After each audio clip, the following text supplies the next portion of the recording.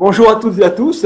Je suis ravi d'être avec vous, même si j'aurais préféré que ce soit en présentiel à Bagnolet, comme c'était prévu initialement. Mais bon, là, Covid oblige, on fait ça par visio.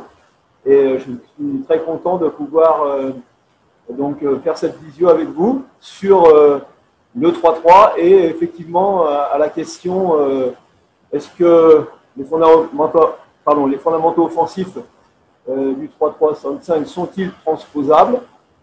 Ben, on va en parler tout de suite, bien évidemment. Donc, pour commencer, donc si on peut passer une petite introduction d'abord, rappelez que le 3-3 est une activité très récente, puisqu'elle a été imaginée par Patrick Baumann il y a une douzaine d'années, c'est-à-dire que c'est à peu près en 2007 qu'il a commencé à réfléchir sur une pratique différente du basketball, voilà, qui tire ses racines bien sûr du basket pratique libre ce qu'on appelle les playgrounds et du basket 5-5 traditionnel, on va dire, normalisé. Voilà, c'est un peu un mixte des deux et c'est ce qui en fait toute sa richesse. Donc le 3-3 est une forme de basketball, voilà. Comme le rugby à 7 est une forme de rugby, que le beach volley est une forme de volleyball, eh bien le 3-3 est une forme de basketball.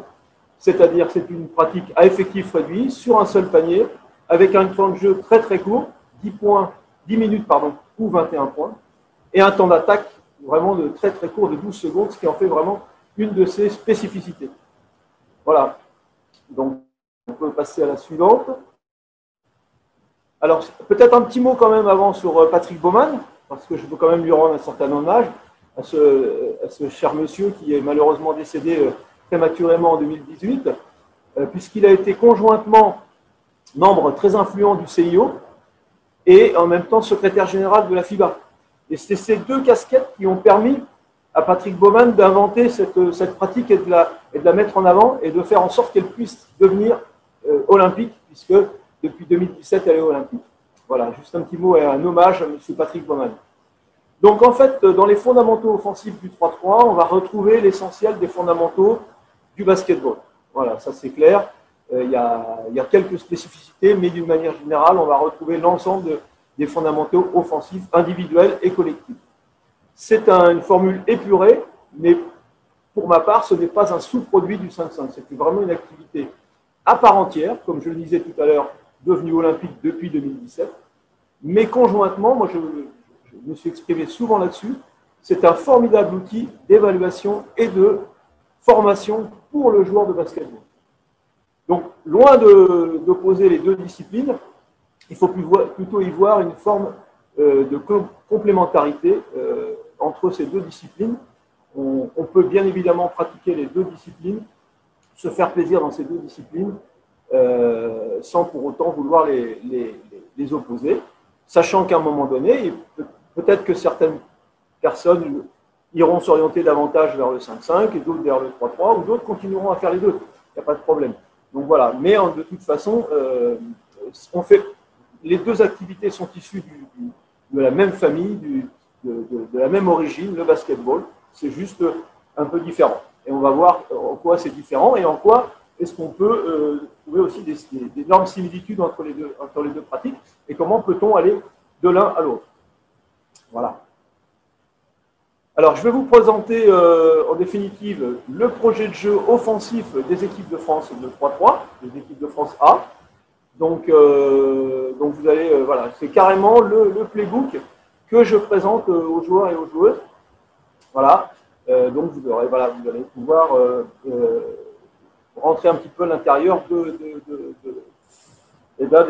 la philosophie de notre jeu offensif. Alors, l'attaque au 3-3, il y aurait beaucoup de choses à dire, mais moi je reviens d'abord sur les fondamentaux, vraiment, et pour moi l'adresse, c'est ce que je mettrais en priorité, parce que je pense, c'est certain, que le basketball a ses spécificités, c'est le tir au panier. Il n'y a pas c'est la différence entre le basketball et le handball, ou le volleyball, ou le football, c'est qu'il y a un panier à 3,05 m et qu'il faut marquer des paniers. Donc c'est vraiment la spécificité et l'adresse, quelle que soit la pratique de 3-3 ou de 5-5, l'adresse pour moi est le cœur du basket. Donc c'est pour ça que je le mets en premier et c'est vraiment dans les deux cas, l'adresse est fondamentale. La différence importante entre le 3-3 et le 5-5, c'est que nous, on a un comptage différent, puisque au 3-3, c'est un point. Donc, si vous êtes à l'intérieur de la ligne des 6,75 m, et 2 points si vous êtes à l'extérieur de la ligne des 6,75 m. Ce qui donne une importance considérable au tir de loin, au tir à ce qu'on appellerait communément du tir à 3 points, bien sûr, puisqu'il est double, il vaut le double. Donc, contrairement, si vous voulez, à la pratique du playground libre qu'on a tous pratiqué dans notre jeunesse, où il n'y avait pas cette règle. Donc, bien évidemment, on cherchait à ce moment-là à se rapprocher du panier et on utilisait énormément le 1 contre 1. C'était un petit peu moins important. Là, justement, il a repris ses lettres de noblesse avec cette magnifique règle. Et donc, on le voit énormément de tirs de loin et on remet en avant l'adresse qui nous semble l'essence même de notre jeu. Donc, au 3-3, on va avoir essentiellement des tirs soit près du panier, soit à 2 points. On peut avoir quelques tirs intermédiaires, mais on va dire en règle générale, c'est soit vraiment des tirs de près ou des tirs de loin. À peu près une douzaine de tirs par match tentés en moyenne par équipe, alors plus ou moins, hein, voilà, mais enfin c'est à peu près la moyenne générale. Et contrairement au 3-3, au 5-5, pardon, au 3-3, à 25% d'adresse, on est déjà dans la rentabilité. Voilà, donc ce qui fait que bon, ben, il ne faut vraiment pas hésiter à prendre des tirs. Alors les conditions de jeu, étant donné qu'elles sont souvent en extérieur, elles peuvent être perturbées par le vent. Donc effectivement, ça peut y avoir un peu moins de rentabilité au niveau du tir, au 3-3.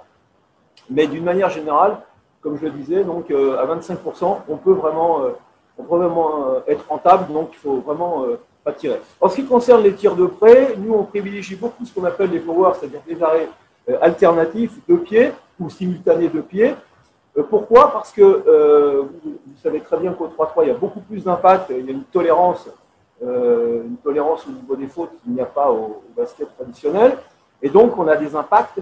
Et les tirs sur un pied, les lay-ups, par exemple, dès lors où on est touché, on va être déséquilibré et il va y avoir beaucoup de ratés. C'est la raison pour laquelle nous, on préconise beaucoup de revenir sur des arrêts, des arrêts de pied, alternatifs ou simultanés, avec des feintes, pour essayer de résister davantage aux impacts, aux chocs, et donc d'être plus efficace. Voilà. Au niveau des lâchers de balles aussi, c'est différent. On a des laybacks, on a toute une gamme très intéressante qu'on va retrouver du reste dans le basketball traditionnel, dans le 5-5. Donc, en ce qui concerne l'adresse, il n'y a pas une différence fondamentale. Le ballon est un petit peu différent, puisque c'est un ballon qui est entre les deux ballons, c'est-à-dire que c'est un ballon de taille 6 avec un poids de taille 7. Donc, c'est un ballon qui a un mix entre les deux ballons féminins et masculins.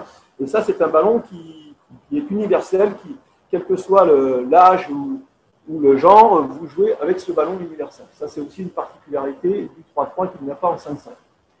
J'ai rajouté également d'autres termes comme l'agressivité, parce que pour nous, au 5-5, au 3-3, mais comme au 5-5 du reste, hein, il faut montrer de l'agressivité, que ce soit en attaque ou en défense, bien évidemment. En attaque, ça va se caractériser par une volonté permanente d'être agressif, à commencer déjà par être dans la situation de tir en permanence, c'est-à-dire qu'il faut vraiment, à chaque fois que vous avez la balle, être en situation de jeu, puisque comme vous avez un temps d'attaque très court, vous devez être en agressivité permanente. Ce qui ne veut pas dire qu'on ne va faire que du 1 contre 1, je vais en parler tout de suite. Mais en tout cas, le terme d'agressivité est pour moi fondamental dans cette activité. Mais du reste, au 5-5, c'est pareil, on est aussi dans cette recherche aussi de dangerosité. Un joueur qui ne regarde pas le panier, un joueur qui ne se contenterait que de faire des passes, au 5-5 n'est pas d'un joueur très rentable, parce que ça veut dire que l'adversaire va être à ce moment-là, va faire l'impasse sur lui, va pouvoir se concentrer sur les autres. Donc moi, quand j'étais coach, il n'y a pas encore si longtemps, de 5-5, j'insistais énormément sur la notion d'agressivité. Quand on a la balle, on doit être dangereux. Ça ne veut pas dire qu'on surjoue et qu'on joue à chaque fois le tir, mais ça veut dire qu'on est en capacité de mobiliser son défenseur. Voilà, c'est ça que moi je parle de l'agressivité. Autre notion qui me paraît fondamentale et commune aux deux activités, c'est la lecture de jeu. Comme vous le verrez tout à l'heure, on n'a pas de système de jeu proprement dit, on est plutôt dans les principes de jeu et dans l'instinct. Donc la lecture de jeu est fondamentale. Il faut regarder en permanence ce que fait la défense, ce que donne la défense et jouer juste. Vraiment jouer juste. Donc il y a vraiment une notion d'observation, de lecture de jeu, d'anticipation, voilà, et qui est importante dans les deux disciplines, mais peut-être encore plus nous, parce que, je vous dis, on a peu de temps d'attaque. Donc il faut voir vite, il faut voir bien.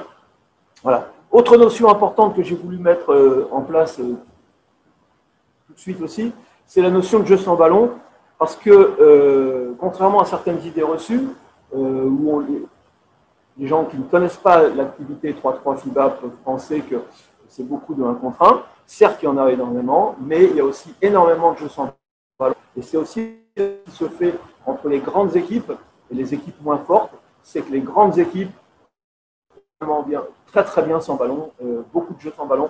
Je pense notamment aux Serbes de Novi Sad, mais nous aussi, de France, on essaie vraiment de développer un jeu sans ballon de telle manière, voilà, être très très efficace et pas être tout le temps à la recherche du 1 contre 1. Dernière chose, c'est que le règlement de 3-3 nous incite à scorer dans la mesure où, dans une compétition internationale, enfin même dans toutes les compétitions, à partir du moment où vous êtes à égalité à plusieurs équipes, on prendra l'équipe qui aura marqué le plus de points. Donc c'est pareil, comme la FIBA veut faire en sorte que ce jeu soit spectaculaire, qu'il y ait des points de marqués, le règlement va inciter aussi à scorer de telle manière à pouvoir, je vous dis, en cas d'égalité, être devant.